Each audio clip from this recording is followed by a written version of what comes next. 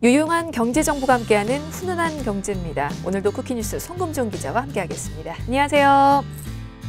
네, 안녕하세요. 송금종 기자입니다. 네, 오늘은 어떤 정보입니까? 네, 여러분 7월 재산세 내셨나요? 재산세는 주민세, 자동차세 같은 지방세는 그 종류가 많아서 낼 때마다 참 부담이 되고 있는데요. 종류가 많고 내야 하는 시기가 다르다 보니 헷갈려하는 경우도 많죠. 그렇다 보면 내가 내야 하는 지방세가 언제 나오는지 관심을 갖지 않아서 자신도 모르게 체납되는 경우가 생길 수도 있습니다. 그래서 오늘은 지방세를 납부할 때 알뜰하게 납부할 수 있는 지방세 납부 꿀팁을 알려드립니다. 네. 자, 오늘은 지방세에 대해서 살펴볼 텐데요. 지방세의 종류, 납부 방법, 그리고 알뜰하게 납부할 수 있는 팁까지 살펴보겠습니다. 자, 먼저 지방세에 대해서 알아봐야겠죠. 어떤 걸 지방세라고 하는 겁니까? 네, 지방세는 지역의 공공 서비스를 제공하는 데 필요한 재원으로 쓰기 위해서 지방자치단체별로 과세하는 세금을 말합니다. 소득세나 법인세, 상속세 같은 세금이 중앙정부에서 걷는 국세라면 재산세나 자동차세는 지방정부가 걷어서 지방재정으로 쓰는 지방세입니다. 보통 월별 정기적으로 부과되는 정기분에는 재산세, 주민세, 자동차세, 등록면허세 등이 있고요. 사유가 발생할 때 부과되는 수시분에는 취득세, 지방소득세, 자동차세 등이 있습니다. 네. 자, 이 지방세가 정기분과 수시분으로 나뉘는데 사실 월별로 또 나눠야 하는 지방세 종류가 다르니만큼 그것도 좀 살펴보도록 하겠습니다. 자, 먼저 1월부터 3월까지는 어떤 세금이 부과가 되나요? 네, 1월에는 레저세, 지방소득세 특별징수분, 주민세 종업원분, 지역자원시설세, 정기분, 등록면허세가 있고요. 2월에는 레저세, 지방소득세 특별징수분, 주민세 종업원분, 지역자원시설세, 3월에는 거기에 더해 환경개선부담금이 부과됩니다. 네, 무슨 세금이 이렇게 많아 싶을 정도로 정말 종류가 많은데요. 그중에서도 익숙치 않은 세금이 좀 있네요.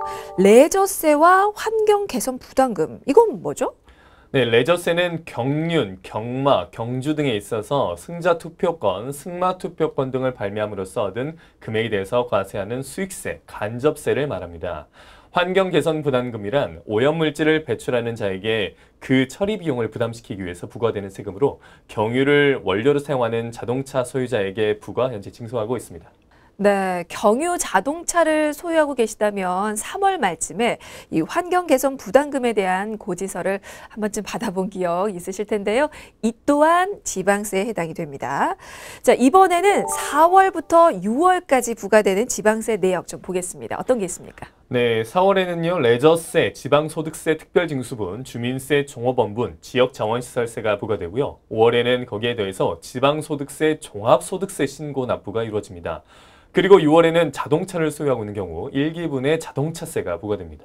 네, 보통 자동차세는 두 번에 나눠서 내게 돼 있는데요. 자, 1기분이 6월에 부과가 됩니다. 그런데 자동차세 같은 경우는 미리 한꺼번에 낼 수 있다고 들었거든요. 사실인가요? 자동차세는 매년 6월과 12월에 납부합니다. 1년치를 하지만 1년치를 미리 내면 10% 할인 혜택을 받을 수 있습니다. 이렇게 1월에 자동차세 연간세액을 미리 신청해 납부하면 10% 세금을 공제받을 수 있는 제도를 자동차세 연납제도라고 하니 참고하시길 바랍니다. 네, 뭐 상황이 여의치 않다면 두 번에 나눠서 내도 되겠지만 사실 10%면 또 큰 절약이니만큼 재테크에 관심 있으신 분들은 또 이 방법 활용해 보시는 것도 좋을 것 같습니다. 자, 그리고 7월, 8월, 9월에는 또 어떤 지방세가 부과가 되나요? 네, 7월에는 레저세, 지방소득세 특별징수분, 주민세 종업원분, 지역자원시설세와 더불어 주민세 재산분이 부과되고요.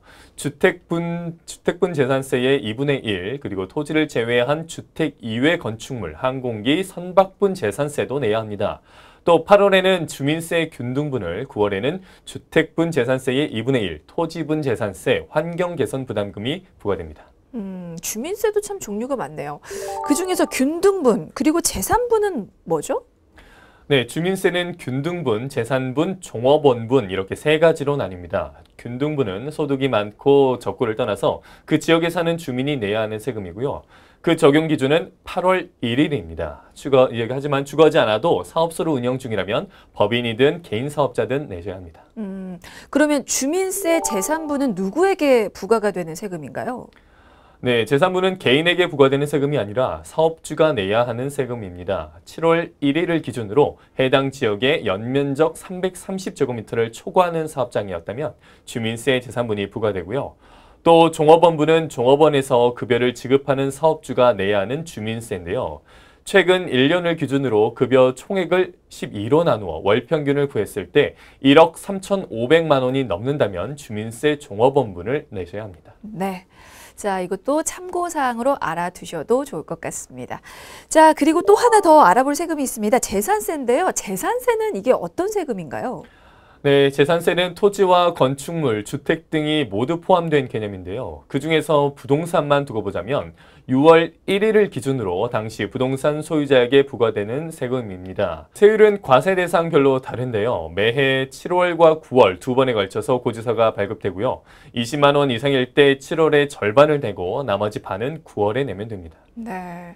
그래서 이제 7월을 재산세 달이라고 표현을 하기도 하는데 올해 특히 재산세가 많이 나왔다는 분들이 있더라고요.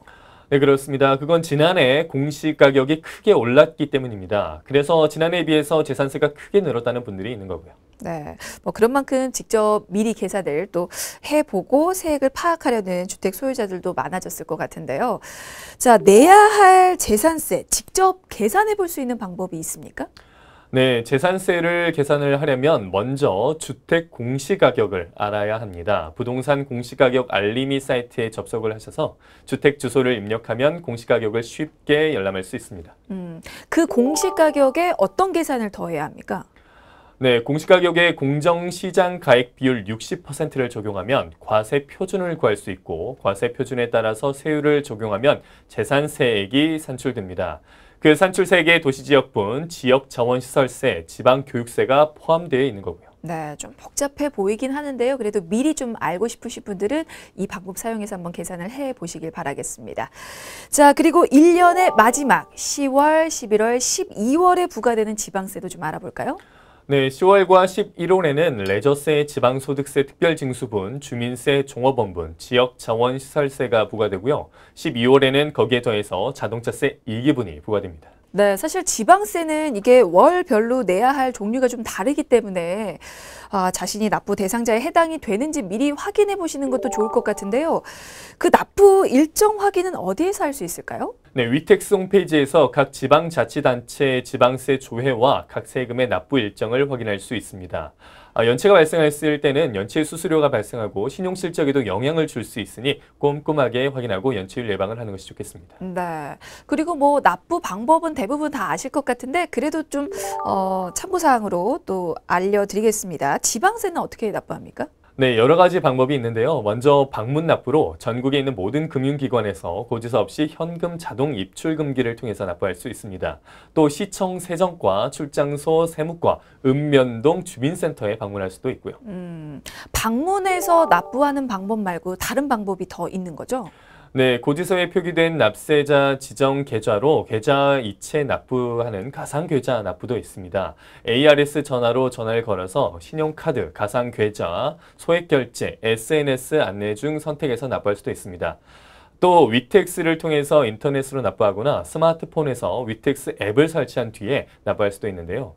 자신이 사는 곳에 따라서 지방세를 내야 하는 경우가 조금씩 다를 수 있기 때문에 각 지자체에 따라서 미리 확인해 보는 것이 좋겠습니다. 네. 자, 이 납부 방법 물론 중요하지만 사실 그 납부 기한을 제대로 챙기는 게 이게 더 재테크의 기본이 아닐까 싶어요. 맞습니다. 납부 기한을 놓치면 가산금을 내야 하기 때문에 납부 기한을 잊지 말고 미리 납부해서 가산금을 내지 않도록 하는 것이 중요합니다. 네, 뭐 기본부터 챙기는 것이 이 절약이자 또 재테크의 출발점이라고 할 수가 있겠죠. 자, 그렇다면 지방세를 체납했을 때 받게 되는 불이익, 이건 가산금뿐입니까? 아니면 또 다른 불이익이 더 있습니까? 네, 신용정보기관에 정보가 제공될 수도 있는데요. 지방세 체납 발생일로부터 1년이 경과하고 금액이 500만 원 이상인 경우, 1년에 3회 이상 체납하고 금액이 500만 원 이상인 경우, 지방세 체납 결손 처분액이 500만 원 이상인 경우에는 신용등급이 떨어지고 금융거래에도 제한을 받을 수 있습니다. 이게 개인 신용에도 영향을 줄 수가 있군요.